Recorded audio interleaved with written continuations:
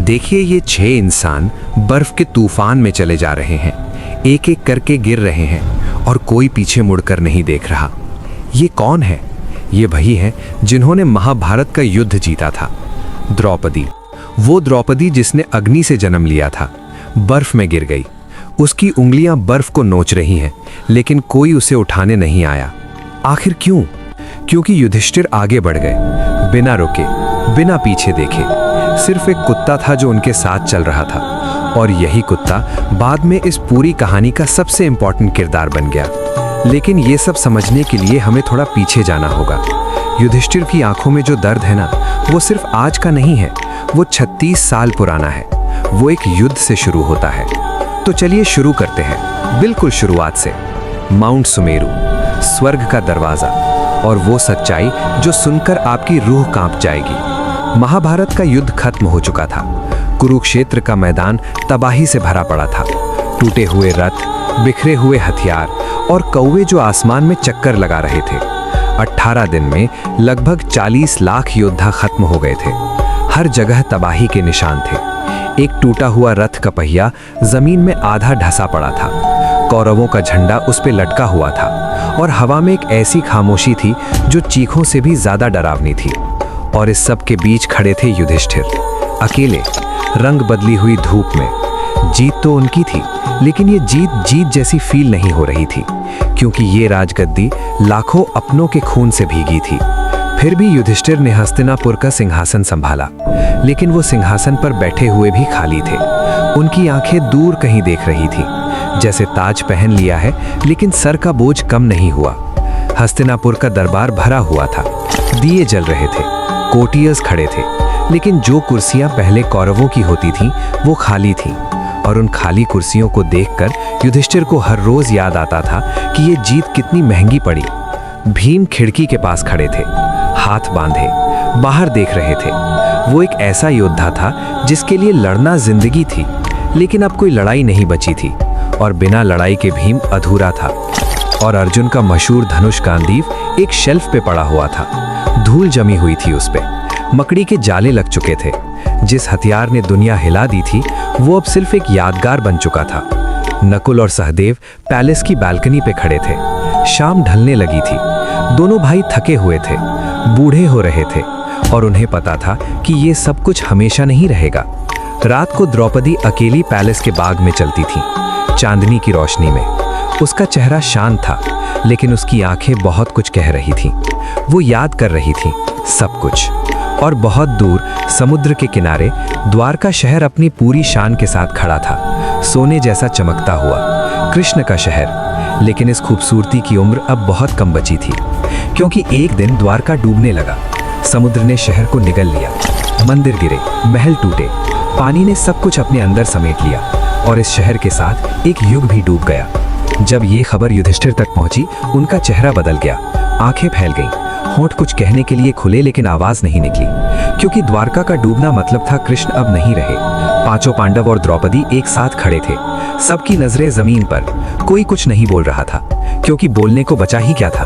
कृष्ण थे तो सब कुछ था, अब उनके बिना सब खाली था। और फिर युधिष्ठिर ने अपना ताज उतार दिया, धीरे धीरे, दोनों हाथों से, आंखें बंद, जैसे एक बहुत भारी बोझ उतर रहा हो। इस एक मोमेंट में उन्होंने सब कुछ त्याग दिया। एक एक करके सब कुछ रख दिया गया। सोने के कंगन, हीरों के हार, रेशमी कपड़े, अर्जुन का कवच, सब कुछ एक पत्थर की मेज पर, शांति से और हमेशा के लिए। नौजवान परीक्षित, अभिमन्यु का बेटा, अर्जुन का पोता, वो घुटनों पर बैठा था युधिष्ठिर के सामने, और युधिष्ठिर ने अपना हाथ उसके सर पर रखा। राज्य अब इसका था, लेकिन पांडवों की यात्रा कहीं और जानी थी। और फिर वो निकल पड़े, हस्तिनापुर के विशाल दरवाजों से बाहर, साधारण वस्त्र में, नंगे पैर। लोग दोनों तरफ देख रहे थे खामोशी से। और तब कहीं से कुत्ता आ गया, सीधा युधिष्ठिर के पास, और उनके साथ चलने लगा। घने जंगलों से गुजरते हुए 6 इंसान और एक कुत्ता चल रहे थे। ऊपर से धूप की किरणें आ रही थीं, चिड़िया उड़ रही थी। लेकिन ये कोई साधारण यात्रा नहीं थी, ये थी महाप्रस्थान यात्रा, जिससे लौटकर कोई नहीं आता।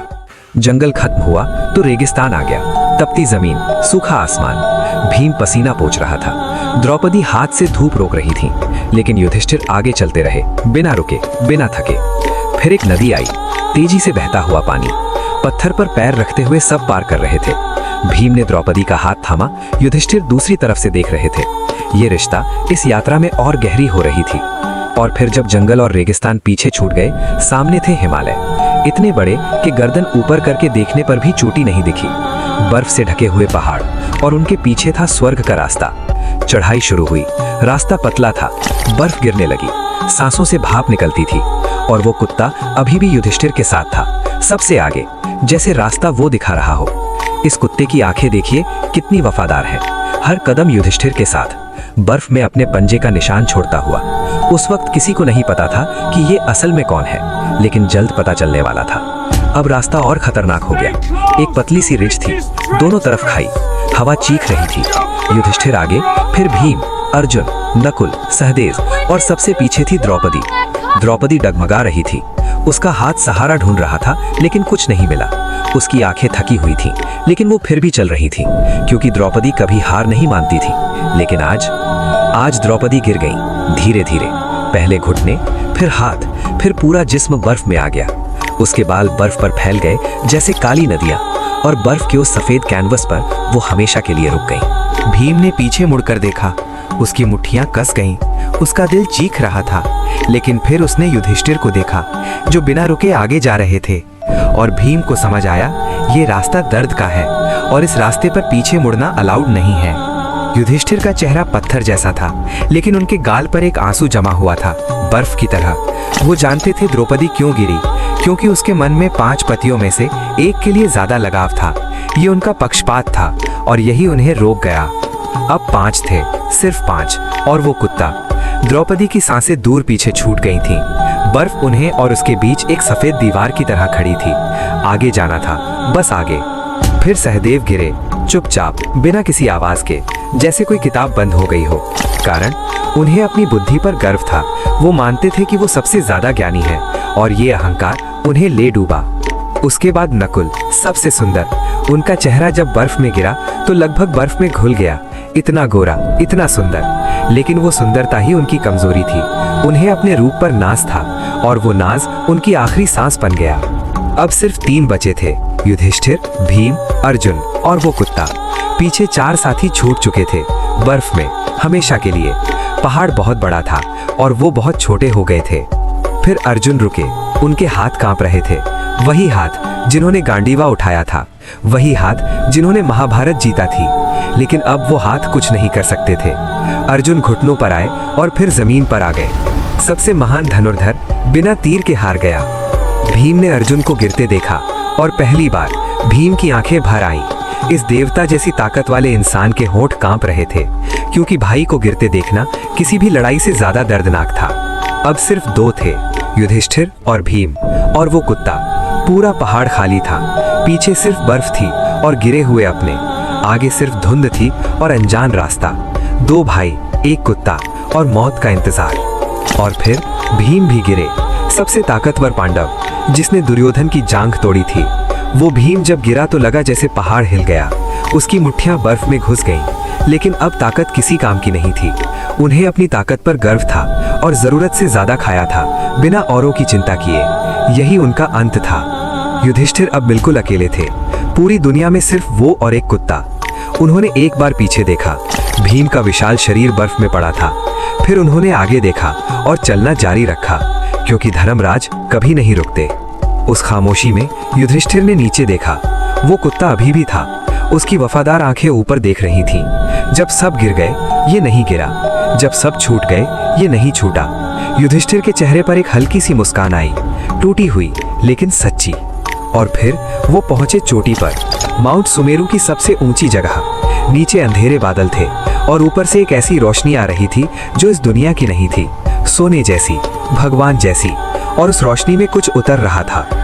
देवराज इंद्र का विमान, सोने का रथ, चमकती हुई दिव्य घोड़े, आसमान से नीचे आता हुआ। बादल दोनों तरफ हट रहे थे और युधिष्ठिर अपने कुत्ते के साथ खड़े देख रहे थे। एक इंसान और भगवान का रथ। इंद्र उतरे रथ से, उनके पैर जहां पड़े वहां बर्फ पिघल गई। उनके शरीर से सोने की रोशनी निकल रही थी और सामने खड़े थे युधिष्ठिर, फटे हुए कपड़ों में, थके हुए, कमजोर, लेकिन उनकी आंखों में अभी भी एक रोशनी थी जो इंद्र की रोशनी से कम नहीं थी। इंद्र ने कहा, तुम धर्म के सच्चे सेवक हो युधिष्ठिर, स्वर्ग तुम्हारा इंतजार कर रहा है। इस रथ में बैठो, तुमने ये हक कमाया है। लेकिन युधिष्ठिर ने कुछ ऐसा किया जो किसी ने एक्सपेक्ट नहीं किया था। उन्होंने अपना हाथ नीचे किया, उस कुत्ते के सर पर रखा और कहा, ये कुत्ता भी मेरे साथ चलेगा, बिना इसके मैं नहीं जाऊंगा। इंद्र हैरान रह गए। देवताओं के राजा को एक इंसान ने मना कर दिया, वो भी एक कुत्ते के लिए। इंद्र ने कहा, स्वर्ग में कुत्ते का कोई स्थान नहीं है। लेकिन युधिष्ठिर नहीं माने। युधिष्ठिर कुत्ते के सामने खड़े हो गए, जैसे एक दीवार। उन्होंने कहा, जब सब गिर गए, ये मेरे साथ रहा, मैं इससे छोड़कर स्वर्ग नहीं जा सकता। अगर ये नहीं जाएगा तो मैं भी नहीं जाऊंगा। ये था एक इंसान का फैसला, जिसने स्वर्ग से ज्यादा वफादारी को चुना। और उसी पल कुछ ऐसा हुआ जो सब कुछ बदल गया। वो कुत्ता चमकने लगा, उसका शरीर रोशनी में घुलने लगा, आकार बदला, बर्फ पिघलने लगी और जहां एक कुत्ता था, वहां अब एक दिव्य शक्ति खड़ी थी। वो कुत्ता कोई साधारण कुत्ता नहीं था, वो थे साक्षात धर्मदेव, स्वयं धर्म, युधिष्ठिर के पितामह। सफेद सोने के वस्त्र, चेहरे पर शांति, आंखों में गर्व। उन्होंने कहा, मैं तुम्हारी परीक्षा ले रहा था पुत्र, और तुम पास हो गए। और फिर युधिष्ठिर ने स्वर्ग में कदम रखा। सोने के दरवाजे खुले, रोशनी चारों तरफ थी, फूल हवा में तैर रहे थे, हर चीज चमक रही थी। ये था स्वर्ग। और युधिष्ठिर यहाँ अपने शरीर के साथ आए थे, जो आज तक किसी के साथ नहीं हुआ था। स्वर्ग का नजारा ऐसा था कि आंखें बंद करके सोचें तो भी इतना खूबसूरत इमेजिन नहीं कर सकते। सोने के खंभे, हीरे की दीवारें, दिव्य जीव हर जगह। लेकिन युधिष्ठिर की नजरें कुछ ढूंढ रही थीं, अपने भाइयों को, द्रौपदी को। और तभी युधिष्ठिर रुक गए। उनका पूरा शरीर अकड़ गया, उनकी आंखें फैल गईं, उनकी मुट्ठियां कस गईं, क्योंकि उन्होंने कुछ ऐसा देखा जिसने उनके विश्वास की नींव हिला दी। दुर्योधन, हाँ वही दुर्योधन, सोने के सिंहासन पर बैठा हुआ, आराम से मुस्कुराते हुए, स्वर्ग में। वो इंसान जिसने द्रौपदी का अपमान किया, जिसने युद्ध करवाया, जिसने लाखों लोगों की जान ली, वो स्वर्ग में सुख भोग रहा था। युधिष्ठिर का खून खौल गया। पहली बार वो इंसान जिसने कभी गुस्सा नहीं दिखाया, उसके चेहरे पर आग थी। उन्होंने पूछा, ये कैसे हो सकता है?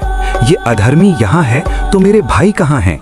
और तब उन्हें ले जाया गया। सोने की दीवारों से दूर, अंधेरी गलियारों में रोशनी पीछे छूट रही थी। रास्ता तंगा होता जा रहा था, ठंडा होता जा रहा था, और युधिष्ठिर का दिल डूबता जा रहा था। और फिर वो पहुंचे एक ऐसी जगह जिसे देखकर उनकी सांसें रुक गईं। अंधेरा, गहरी चीखें, लाल धुंध, ये था नरक। और यहाँ का नजारा किसी भी युद्ध से ज्यादा भयानक था, क्योंकि वहां थे भीम जंजीर में, अर्जुन घुटनों पर, नकुल और सहदेव दर्द में, और द्रौपदी जिसके हाथ युधिष्ठिर की तरफ बढ़े हुए थे। सब दुख में थे, सब तकलीफ में थे, और युधिष्ठिर कुछ नहीं कर सकते थे। युधिष्ठिर टूट गए, घुटनों पर आ गए, रो पड़े, जोर से, बिना रोके। उन्होंने चिल्लाकर कहा, अगर यही इंसाफ है तो मुझे भी यहीं रहने दो, मैं अपने भाइयों के साथ रहूंगा, स्वर्ग नहीं चाहिए मुझे। और ये थे युधिष्ठिर, जिन्होंने स्वर्ग त्याग दिया एक कुत्ते के लिए, और अब नरक चुन रहे थे अपने भाइयों के लिए। ये इंसान नहीं था, ये धर्म था, चलता फिरता, जीता जागता। और उसी पल सब कुछ बदल गया।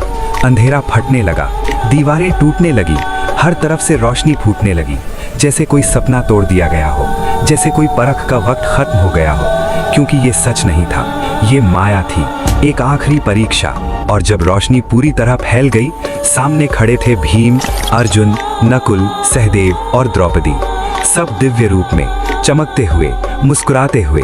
कोई दर्द नहीं था, कोई दुख नहीं था, सब कुछ ठीक था, सब कुछ हमेशा से ठीक था। युधिष्ठिर आगे बढ़े, आंखों में आंसू थे, लेकिन होठों पर मुस्कान थी। पांचों भाई, द्रौपदी, धर्मदेव, इंद्र, सब वहां थे। और युधिष्ठिर घर आ गए थे, सच्चे घर।